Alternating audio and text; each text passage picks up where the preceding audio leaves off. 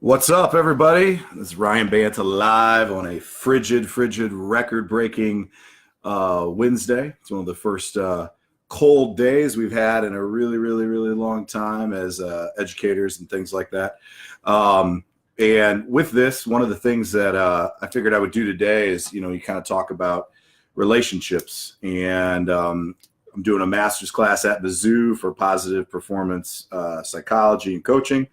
And so I wanted to talk about a couple things that we're discussing in our class, but I think is really relevant to everybody who coaches. And it's about relationships. And one of the things I think is really important for all of us to know is that relationships are more important than probably anything else about coaching. That goes with relationships with your colleagues, relationships with your administrators, relationships with your athletes, and relationships with their parents or whoever's having a relationship with them at any shape, size, or color. And when we look at these relationships and we put these things into case studies, relationships are built about trust, right? So trust drives the bus of loyalty. So if you want somebody to be loyal to you, you got to have an engine filled with trust, so that bus can run and everybody can be on board and everybody can do the things that need to be done. If you don't have trust, you don't have loyalty and you don't have the things that are needed. But that trust is developed with at least a two-way relationship where both the coach and the athlete trust each other in this process, in this pursuit. Now, in order to build that trust and develop that trust, there's some things I think that we need to understand. And this week in our graduate class, our group project is looking at a hypothetical, which I don't think is too hypothetical from the way that one of our professors talked about the scenario, is a gymnast athlete. And as you guys know, in the world of gymnastics, there is a lot of stuff going on in terms of safety of young people, relationships being destroyed, confidence being undercut, and even more horrible, terrible levels of sexual abuse and that be decertified by the Olympic U.S. committee and all this kind of stuff. So I find it interesting that this is the first case study that we're working on, which is an athlete less than those extreme levels, but more in just the terms of doing a routine, managing that routine, being able to handle that routine in respects to what they need to do for their team and their teammates. So 5 things we're going to talk about today. Number 1, more in practice, less in competition. We'll talk about that more in detail, what that looks like. Number 2, coaches should not be a distraction, which has taken me a long time to learn, and we'll talk about that in detail. Number 3, as we already kind of previewed, relationships matter the most, more than anything else, more than a lot of the stuff, and I'll kind of break that down. Number 4, perception is reality. What you may perceive is your reality, but what the athletes perceive that are working through your program, or their parents, or the administrators or coaches of other programs within your university, your school, your club, that really matters a lot. And you may think this is how the world is, and it may be very different for those that are working alongside you, with you, or even against you.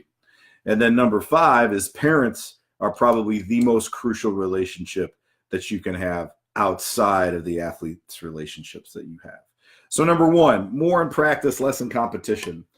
So I feel like, and what more means is doesn't mean these long, loquacious, win one for the Gipper speeches, but you should be communicating and talking and doing those things in practice. From our previous readings that we looked at, in practice, the athletes are more receptive and understanding of constructive criticism and coaching, and that's really important to get. It's not a time to slow practice down and talk in long, lengthy conversations. So one of the things that John Wooden did is he did the +1, -1, or plus, minus, plus. And so what he would do is if he witnessed something wrong in practice, he'd show you the right way to do it. He showed you what you did wrong, and then he would show you the right way to do it again. And that's a real quick way of doing it. And then as practice is going along, instead of stopping practice for every little indiscretion that happens, what they do is they had a little note card and they would write down things about that particular athlete, the drill or the exercise that they wanted to come to, or they would give that card to the kids at the end of practice and say, okay, these are things that I observed in practice that kind of kept showing up over and over and over again. And instead of disrupting the entire practice, you can give the athlete that maybe there's some drills or exercises that you can direct them to that they can do on their own after in the gym, or they can watch some video or film or something like that. but it's not something where you're constantly breaking down the practice, constantly slowing down the practice, constantly undercutting the confidence of the athlete in front of the entire team. It's something that they can go back and look at and do. So even though you're communicating, you're not communicating in these long, lengthy things like I tend to do, especially on these YouTube videos and things like that.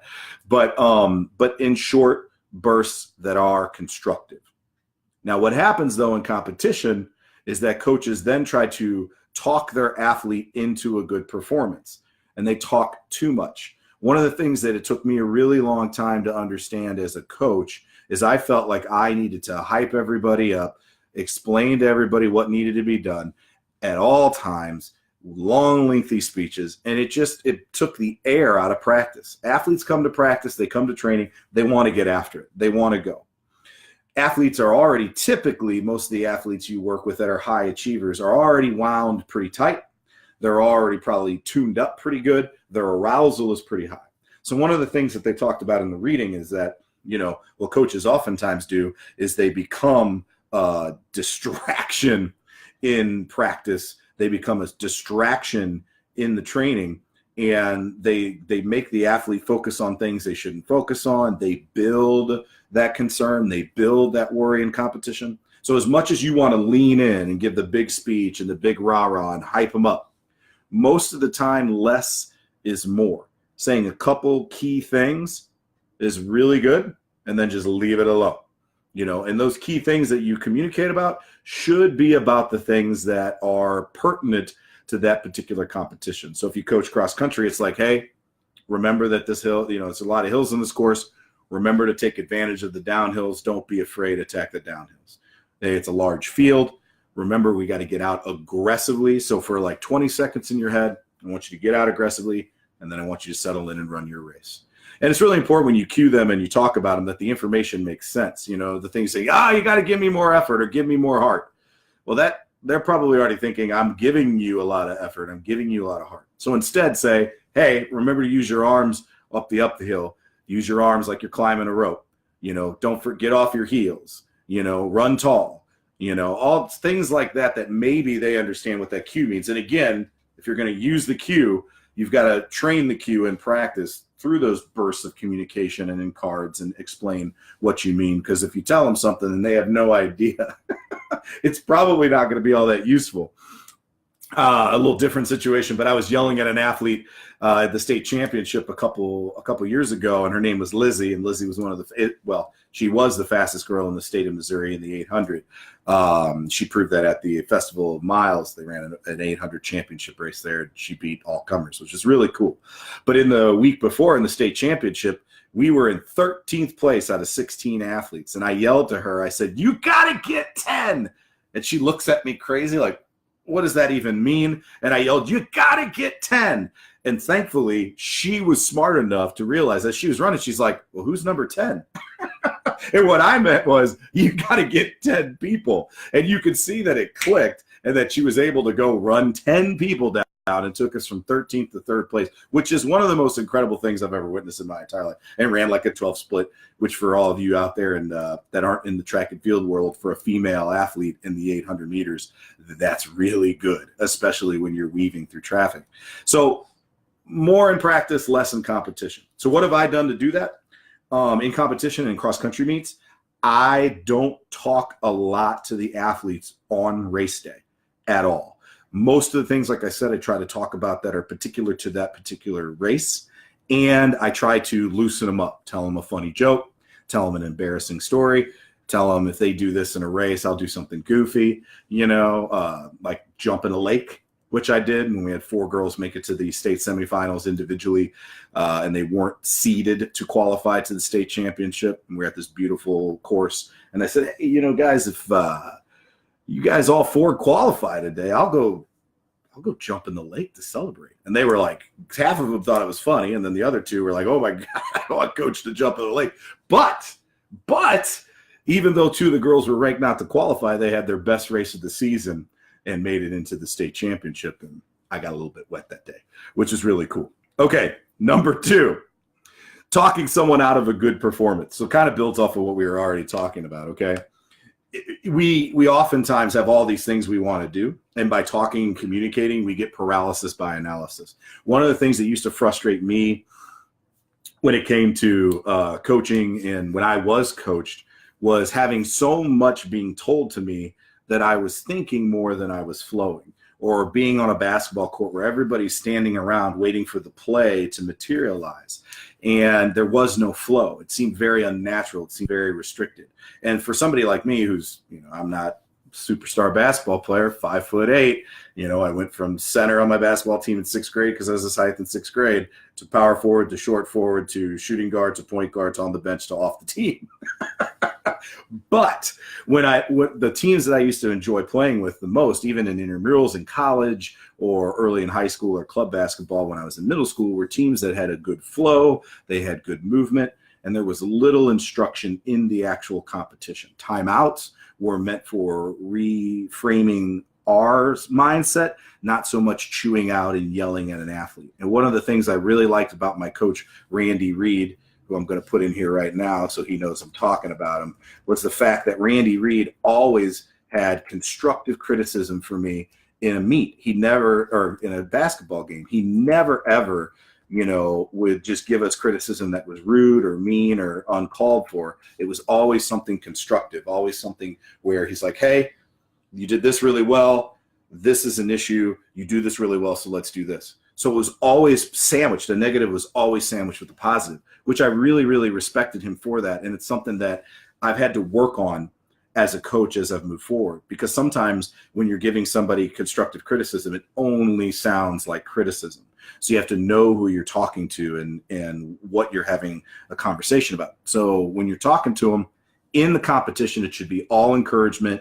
It should be the things that can be done, things that you can talk to your athletes about that don't restrict flow, that increase flow, that increase confidence.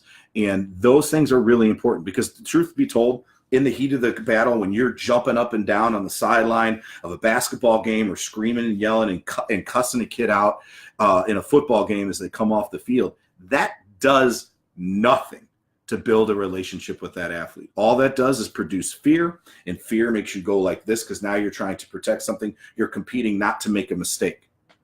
And one of the things I found really valuable from our readings this week is the idea of how you want to fail forward. So when you're failing forward, what we're trying to do is, we understand that by failing aggressively, by making a huge aggressive mistake, that's okay, because we're failing forward. I want you to take risks. I want you to try. I want you to play to win, not to lose. And so sometimes that's lip service, but you've got to constantly communicate in a way to reinforce that for your athletes. In that way, they understand some of the things we're going to talk about later throughout this semester and as we move forward, is this idea of being a process-oriented athlete. Every failure, every competition as you move forward should be a beta test. Now, that's not easy for some coaches, because some coaches play sports that are all win-loss, and you could have really just an awful game and still win. You can't have an awful performance in track and field and win. Not typically, unless you're overwhelmingly better than your competition. Same thing with swimming, same thing with wrestling, diving, gymnastics, any of those individual sports. And so we have to handle those sports differently. All right, so number 3, relationships are the most important thing. Athletes, from our readings and from the conversations that we've had when we've interviewed athletes, when they talk about what makes a good coach, they never talk about, hey, man, that coach really understood the triangle offense, or, man, he really taught me how to press break, or, God, he really understood how to teach acceleration out of the blocks, or, steering down the track to a long jump or triple jump performance. They don't talk about that.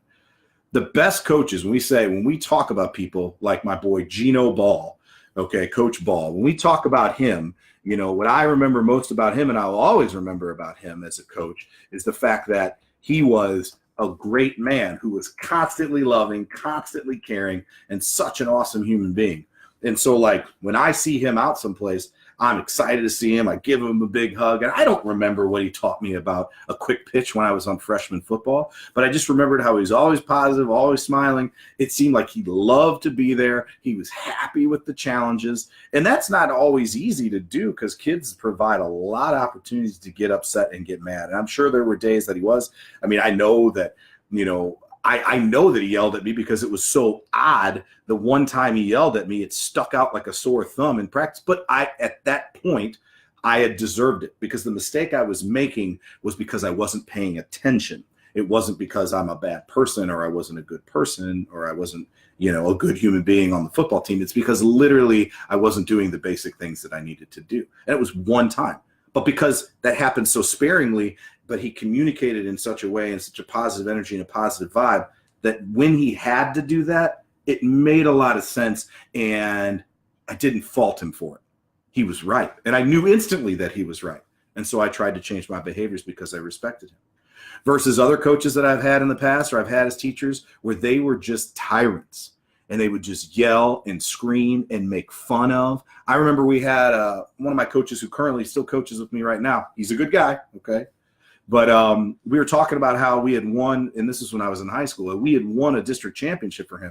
And it was the first district championship that our school had ever won in track and field. And I remember this particular coach and teacher going, well, I don't understand what the big deal is. Banta starts swearing and cussing in class, saying, I win MFing district titles all the GD time. And I'm like, are you serious? Is that the first thing you're going to say? Now, meanwhile, what you don't know about this story is that my coach, he was really sick and he was in the hospital. And this guy was so messed up in his perception about what is needed as a coach that he felt like he needed to say that to us. Even if our excitement was over the top about a thing that probably happens for a lot of people all the time, it was the first time we had ever done it. For us, it was history. For other people, it might be a Tuesday. But perception matters, right? Perception matters. Your relationships matter. I remember having conversations with kids and talking about things. And by the way, we're on to number 4 here. And I thought the conversation went really, really well. And now that I've done these videos and I've had these conversations with you guys on a regular basis, I realize that what I'm presenting here is very different than a lot of times what my kids see or what I say. I also know that, like, when I'm in thought, I look like I'm mad, and people are like, what's wrong? And I'm like, I'm just thinking, I'm not mad. And that situation has been since I was a little kid growing up. That teachers thought that same thing about me. And it was just like, literally, I wasn't manically happy at that point. I was in the process of thinking or even daydreaming.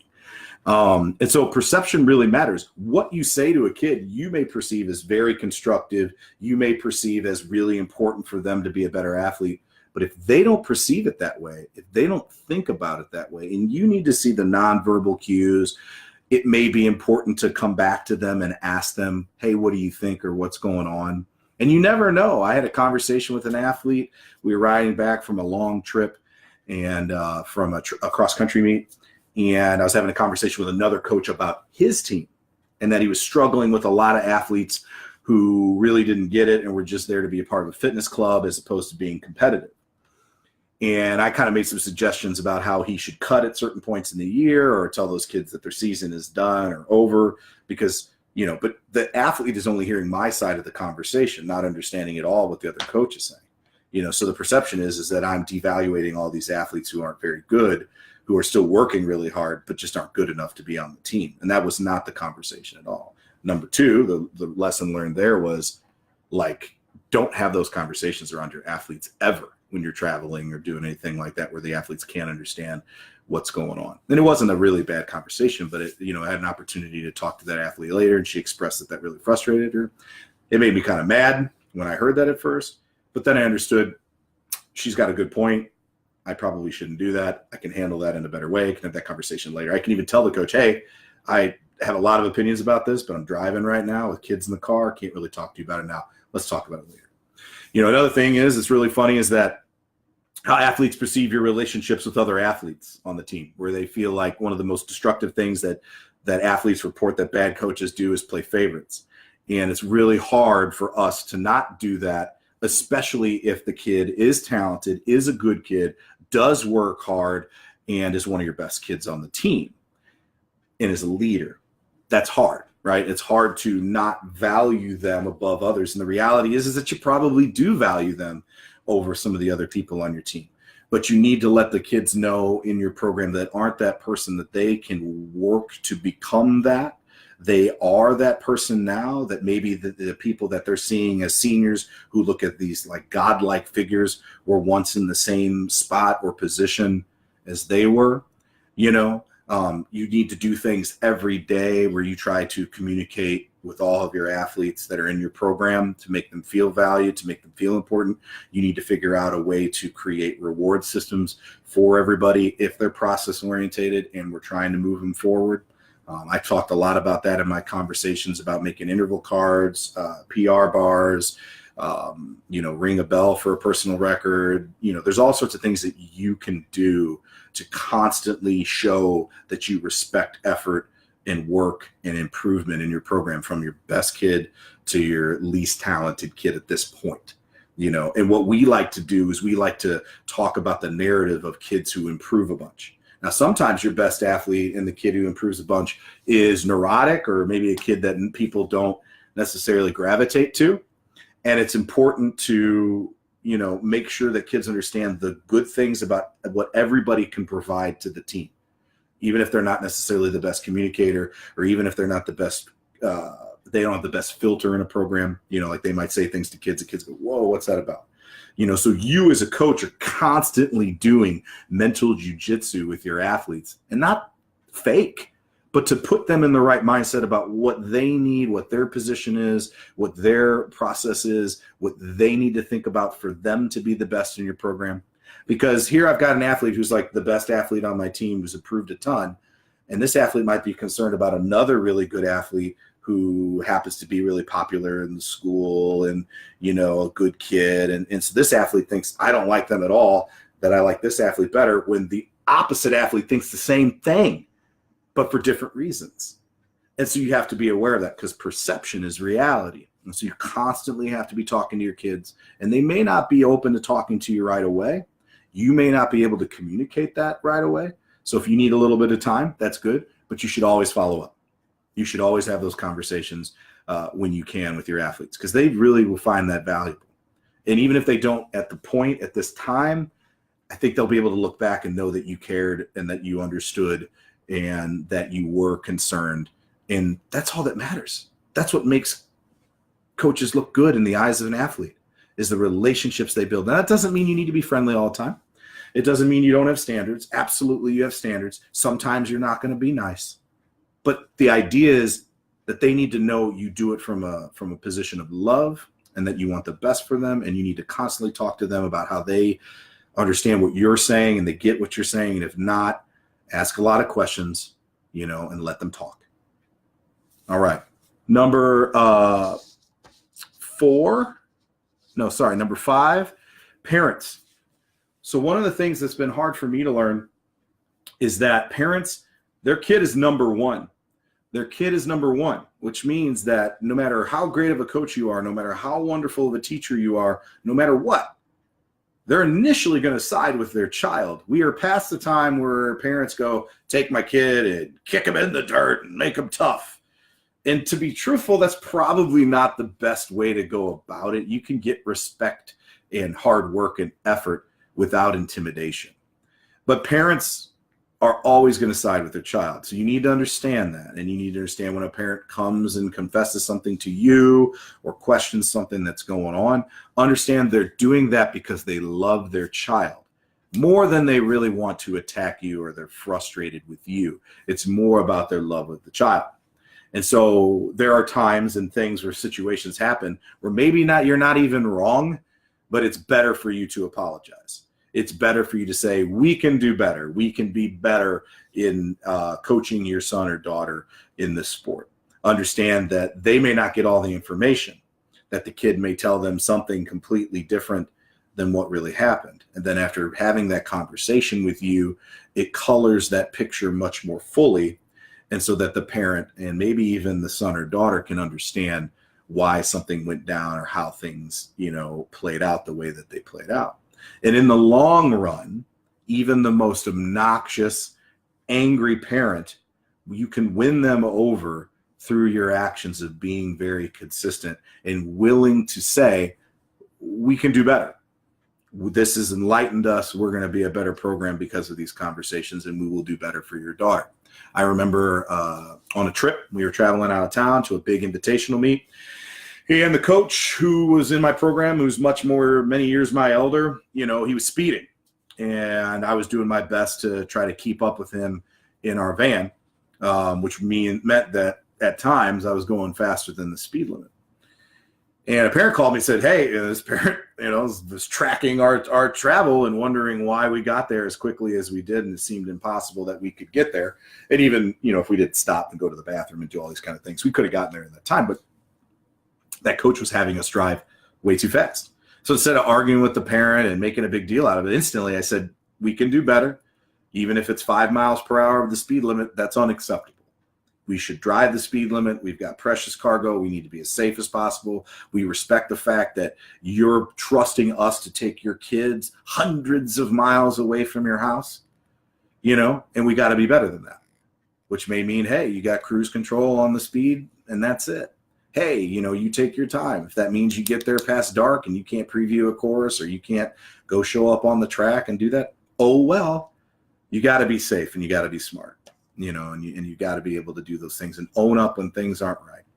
But at the same time, it's also important not to be a pushover and to tell the parents and the athletes when something's going on, hey, I know your daughter or son said this, but this is what we meant by this, and this is how I explained it. Because sometimes in the heat of the passion or whatever, and the parents play a really important role to help interpret those things for your kids. They can be your best asset at home.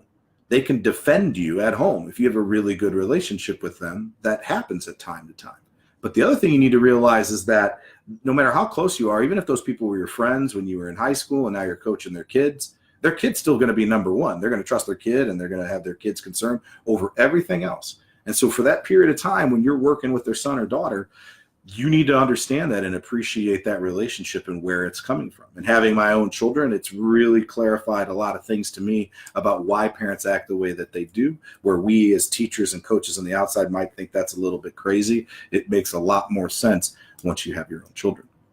So, you don't want your parents of your athletes to say, man, that guy was a real big jerk. When you're done with your career and they have to put you 6 feet in the dirt, you don't, the only moisture you want on top of your grave is teardrops and rain, not spit. And so we have to be able to make sure that over a lifetime of dealing with athletes that we constantly get better and improve building relationships. Because when you start out, you're going to make a lot of mistakes. And instead of trying to protect the mistakes and making excuses for them, we need to be better at not having those things happen again and having a realization and awareness and a perception, a multitude perception about what's going on in the world and on your track team or your football team, your hockey team, your gymnastics club, whatever it may be. And we always need to come at this with a understanding of respect, most importantly. And if you respect your athletes, they will respect you. They will trust you. And if they trust you, they will be loyal. And that's what we want as coaches. All right, guys, thanks a lot. Leave your comments below. Let me know what you think. If there's anything you guys want me to talk about further as we move forward, please let me know. Remember, I've got the Sprinters Compendium for sale. It covers a lot of these topics and subjects. I'm done with my book tour, so I'm not traveling anymore. I'm really excited for our outdoor season to start and really excited to get into the latter parts of the spring with my classroom and my kids and all that kind of stuff. All those relationships are fun, and they should be fun for you too. Even when they're tough, the challenge makes it interesting and the challenge makes it fun. Okay? All right, guys. Love you. See you later. Peace out.